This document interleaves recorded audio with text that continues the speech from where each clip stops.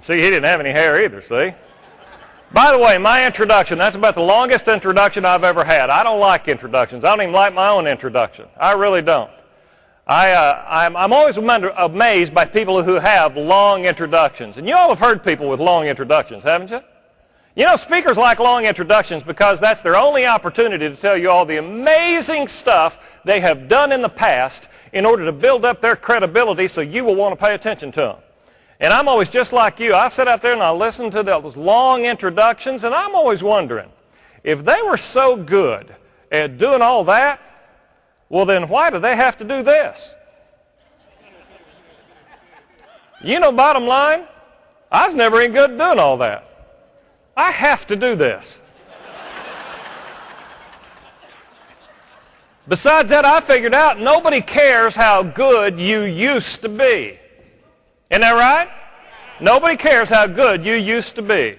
This is what, the end of March, almost 1st of April. So far, the first 3 months of the year, I've done like 28 speeches, 14, 15 television appearances, 100 magazine interviews probably, that many more radio interviews, and in every single one of those situations, I was amazing. And y'all don't care. You just hope I'm going to be pretty good right now. Isn't that right? Now let me ask you, how's that any different for any of y'all? Does anybody care how good you used to be? How many of y'all having a pretty good year so far this year? Put your hands down. No one cares. The point is you got to be good every single time you show up. Isn't that right? Say you bet. So let me tell you what I do for a living. I go all over the world and I talk to all kinds of businesses and associations and organizations about what I think it takes to be more successful, make more money, and have more fun. Because I don't care who you are and I don't care what you do for a living. I think if there's anything in the world we all have in common, we all want more success, money, and fun. Isn't that right? Say you bet. Well, let me tell you, it's not that hard. It's not. We just make it hard. In fact, most people want it to be hard. Now, some of you are saying that didn't make any sense. Why in the world would people want those things to be hard? I'll tell you why. Because if we buy into the idea those things are hard, we will have an excuse for not doing well. And I don't think there is an excuse. I think everybody has the ability to do well. Don't you? Say you bet. So I just go around and remind people how simple it really is. And that's not what most people do, especially most speakers. They stand up here and they tell you how complicated it is, how hard it is. They're lying to you. I got to tell you, most of what's being written today in terms of business books, most of what's being said on stages across America, and I know the guys who are writing the books and the guys who are saying all those stupid words, they're lies. They're not telling you the truth. Most of this stuff doesn't even make sense. You got to be careful when you listen to most of these people. I watch these guys sometimes. I was watching a guy on the Today Show, and I was just on the Today Show last week talking about my bestseller. But this guy was on there, and he said, this is the key to success. He said, all you got to do in business to be successful is forget about making your customers happy. Now, y'all have a problem with that? You see, I have a problem with that. He said this instead. He said, if you want to be successful in business, you spend all your time, your energy, and money making your employees happy. Now, here's the problem with that. You can't make employees happy. And here's why. You can't make anybody else happy. Isn't that true? You can't make one other person on the planet happy, not if they don't want to be. That's how it really is.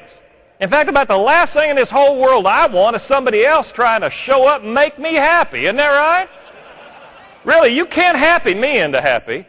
And yet every company's got one. You all have seen them. You see them every day. Every organization, everybody's got one just like this. Little Susie Sweetcheeks, who comes running up to you saying, is Mr. Grumpy having a bad day? Get the hell out of my face. I got work to do. Isn't that how it is? Quit saying all this stupid stuff out there, yet it's everywhere. You know, I watched another guy. He was saying this is the key to success.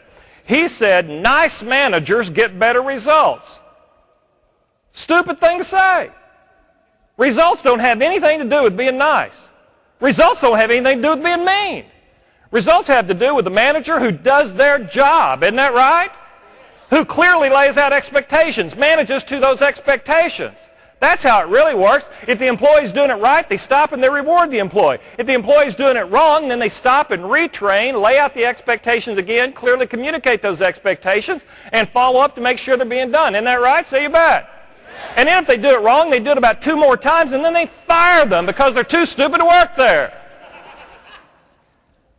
But it's not hard stuff. It's not complicated, and there's certainly no secrets out there. I get so tired of people talking about the secrets of success, don't you? I hate that stuff. And yet everybody's talking about the secrets of success. I went on Amazon. I got real sort of taken with this whole idea on the secrets of success. I found that there are 1,800 books. 1,800 books that use the words, the secrets of success. You know, I have read in the past 19 years 4,000 books. I don't know one other person who read as many books as I have. I read all the time. Books on every subject you can imagine. Books on leadership and sales and customer service. Books on how to get rich. Books on how to get healthy. Books on staying rich and staying healthy. And after reading 4,000 books, many of which cover thousands of years worth of information, this is what I have discovered. There are only 18 good ideas in the whole world. And we complicated them.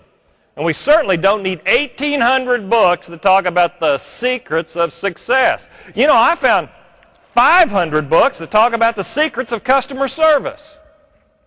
500 books that talk about the secrets of customer service. How about this? Be nice. To me, that's become the biggest secret of all. Isn't that true? Just be nice. I found 600 books that talk about the secrets of selling. How about this? Ask.